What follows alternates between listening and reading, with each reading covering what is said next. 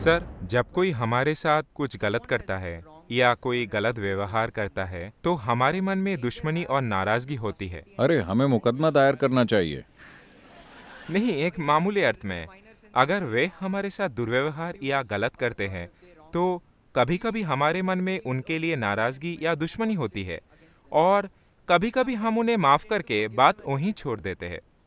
तो मेरा सवाल है, हम एक लकीर कहाँ खींचे ताकि गलती करने वालों को उसकी गलती के लिए जिम्मेदार ठहरा सके, और उसे हमें कब माफ करना चाहिए और कब बात वहीं छोड़ देनी चाहिए, यही प्रश्न है।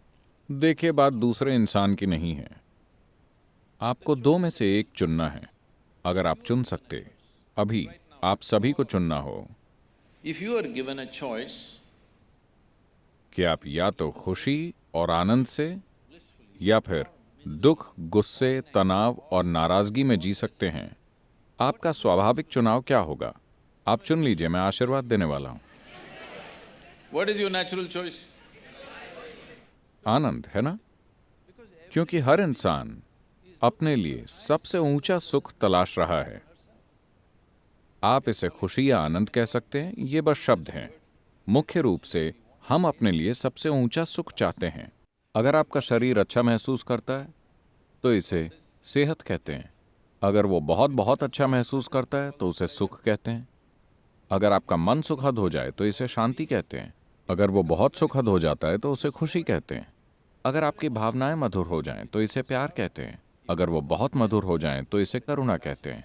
अगर आपकी जीवन ऊर्जाएं ही सुखद हो जाएं तो इसे आनंद कहते हैं। अगर वो बहुत सुखद हो जाएं तो इसे परमानंद कहते हैं। और अगर आसपास का माहौल सुखद हो जाए तो हम इसे सफलता कहते हैं। सिर्फ आसपास का माहौल सुखद बनाने के लिए आपको इन सभी लोगों का सहयोग चाहिए, क्योंकि बाहरी स्थिति बनाने में कई ताकतें शामिल होती हैं। सभी को आप जानते भी नहीं। आप समझे? आप अपने लिए एक सुंदर स्थिति बनाना चाहते हैं। आपको यह भी नहीं पता कि उस क्षेत्र में कितनी शक्तियां काम कर रही हैं। अगर आप कुछ शक्तियों का लाभ उठा लें, अगर वो सहयोग करें तो चीजें होंगी, वो सहयोग ना करें तो नहीं होंगी। लेकिन सुखद शरीर के लिए, सुखद मन के लिए, सुखद भावना और ऊर्जा के लिए आप 100% जिम्मेदार हैं, है ना? आसपास स्थितियां बनाने के लिए आपको लोगों का सहयोग चाहिए, वरना ऐसा नहीं होगा। तो सिर्फ सफलता के लिए आपको सहयोग चाहिए।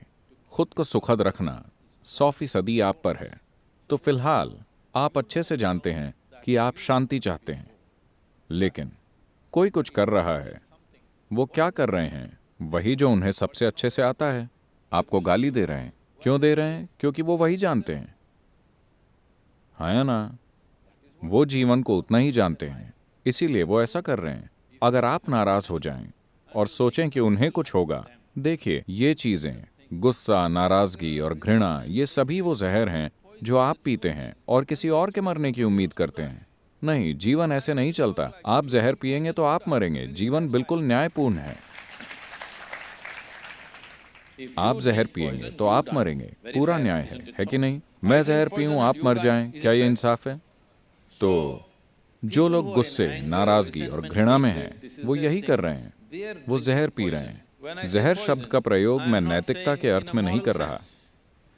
आज पर्याप्त मेडिकल प्रमाण मौजूद है कि आपके खून की जांच से बताया जा सकता है कि 5 मिनट आप अभी खून की जांच करें और 5 मिनट जबरदस्त गुस्सा करें, फिर खून की जांच करें। आप देखेंगे आप में असल में रासायनिक जहर है।